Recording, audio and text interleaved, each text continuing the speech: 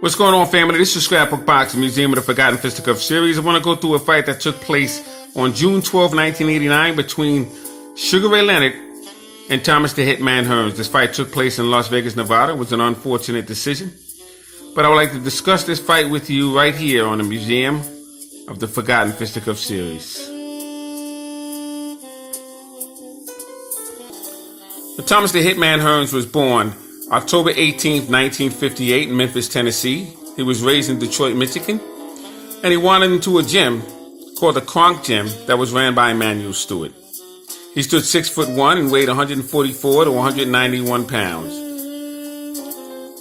He had a record of 61-5-1 and 48 knockouts. Thomas Hearns was a fascinating fighter. Now, Thomas Hearns would face a fighter by the name of Sugar Ray Leonard, and that fight would take place in 1981. September 16th, and they would try to unify the WBC and the WBA championship. Thomas Hearns would win the WBA championship from Pepino Cuevas, and that was one of the most devastating second-round knockouts I've ever seen, and I've been watching boxing a long time. Fascinating knockout. But Sugar Ray Leonard would take the WBC away from Wilfred Benitez in 1979. But the difference between the two was Hearns never made it to the Olympics, and Leonard did, and he was a golden boy when he got out of the Olympic Games. And it seemed like he was getting special treatment. So both Thomas Hearns and Marvelous Marvin Hagler was always watching to see how they were being compared financially to Sugar Ray Leonard. So in 1981, Thomas Hearns would get his opportunity to show the world that he deserved the money as well. And that was a very good fight for 14 rounds. Davey Pearl would step in because Thomas Hearns didn't know how to hold. He didn't know how to parry. He didn't know how to spin his man around.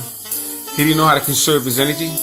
He was just trying to knock Sugar Ray Leonard out. And there was times when he got on his bicycle when he felt as though he was getting a little tired. But he didn't have the legs to be bouncing around like that. And unfortunately for him, he didn't have the experience to control Ray Leonard. And Leonard opened up with about a 17-punch combination towards the end of the round, of that 13th, as well as the 14th. And Hearns went through the ropes, and Davey Pearl stepped in and said, "That's enough." And that haunted him for the rest of his career. I'm speaking of Thomas Hearns. But Thomas Hearns would figure that he would go and fight a lot of Sugar Ray Leonard's opponents. He would knock out Roberto Duran in devastating fashion with a straight right hand. He would fight Benitez. He would fight Bruce Finch. A lot of the fighters that Sugar Ray Leonard would fight, he would fight him. But it didn't seem like it would satisfy him enough. So he would go in there in 1985 and have one of the greatest 3-round fights in middleweight championship history with Marvelous Marvin Hagler. That had been one of the best middleweight fights outside of Tony Zale and Rocky Graziano. And Thomas Hearns, to his credit, he went in there and said, "Let's get this thing on." And he was unfortunately KO'd in the 3rd round. But you know what? As a champion, that's how you're supposed to go out if you're going to fight one of the greatest fighters of your time. Best fight the best. That's what we always talk about. And these warriors did it. But to get back to Thomas Hearns and Sugar Ray Leonard, Thomas Hearns would have a career of his own. He would knock out James Shuler in the very first round. And that fight was on the undercard of Marvelous Marvin Hagler and John the Beast Mugabe. Now, Ray Leonard was in the audience, and he noticed that Marvelous Marvin Hagler couldn't move sideways.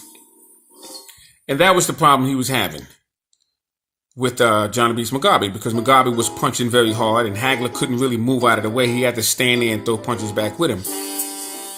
And Leonard realized that if he can get in the ring with him, all he had to do was move consistently, sideways, from side to side. And Hagler wouldn't be able to keep up with him. So he took the fight, and he would win. And that frustrated Thomas Hearns, because he was stopped by Hagler in the 3rd round. So Hearns would go up and fight fighters such as Dennis Andres, who won the light heavyweight championship of the world. And he would fight everybody at that point in time. But at some point, he knew he had to get in there with Sugar Ray Leonard to solidify his legacy. So we get that chance in 1989 on June 12th. In Las Vegas, Nevada. And up for grabs was the WBC Super Middleweight and the WBA WBO Super Middleweight Championship of the World. Now, Thomas Hearns taking mine. I fought Iran the Blade Barkley. And he would lose to him June 6, 1988, and he would lose his WBC middleweight strap. Then he would get in there November 4th and face James Kitchen.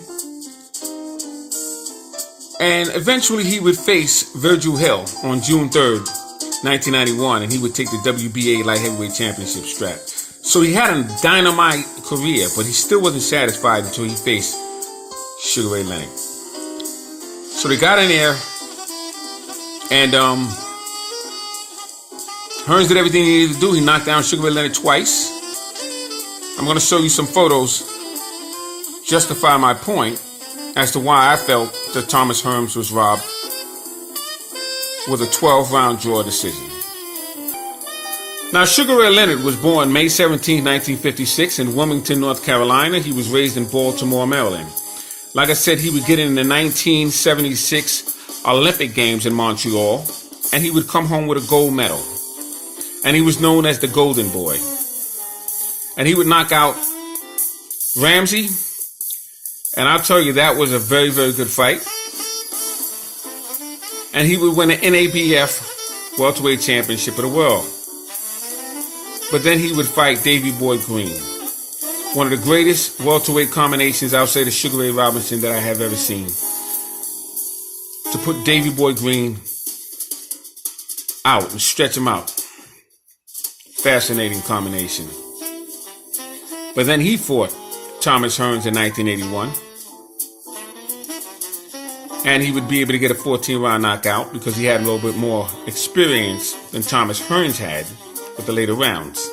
David Pill would jump in, as I said before, and he would stop the fight. Now, Ray Leonard would get the WBC Welterweight Championship from Wilfred Benitez. He would lose it to Roberto Duran, and he would get it back in New Orleans. But that fight was in the making, so it took place in 81. And then Ray Leonard eventually got in the ring with Marvelous Marvin Hagler in 1987.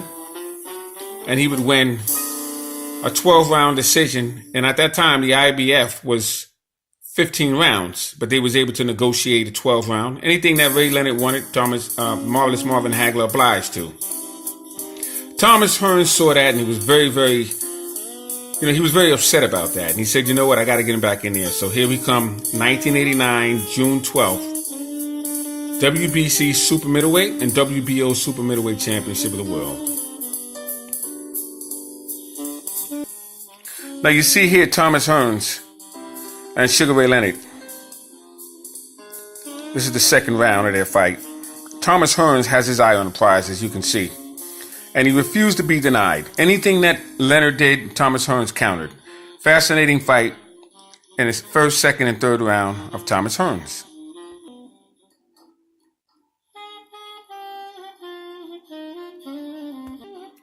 Now here you see Thomas Hearns is on his game because Ray Leonard just threw a right hand and Thomas Hearns just slipped with both hands. For a tall man, that's remarkable. And he was well prepared for that second fight with Sugar Ray Leonard. Here you have Thomas Hearns getting ready to uncork a left hook. And Ray Leonard starts to cover up because he sees that he's not in position to do anything else but cover up from that left hook assault that was about to land on his head. Now here you have Sugar Ray Leonard trying to shoulder roll.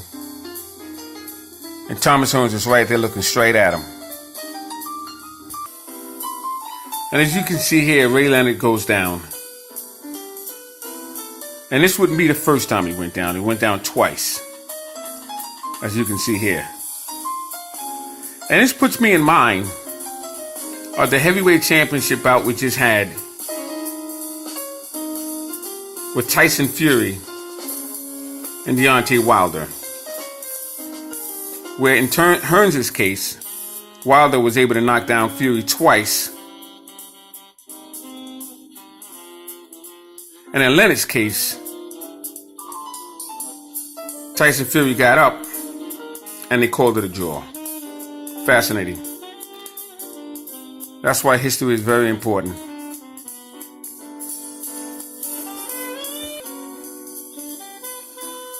So they called it a draw. Both men were satisfied at the time. Nobody lost. But Hearns, till this day, still wants to have a third fight with Sugar Ray Leonard. Because that's just the way warriors are. Salute to these two welterweight warriors. Gave us some great thrills. But in my opinion, Sugar Ray Leonard lost and Thomas Hearns won that second fight in 1989. Salute to my subscribers. Thanks for hanging in there with me. Peace.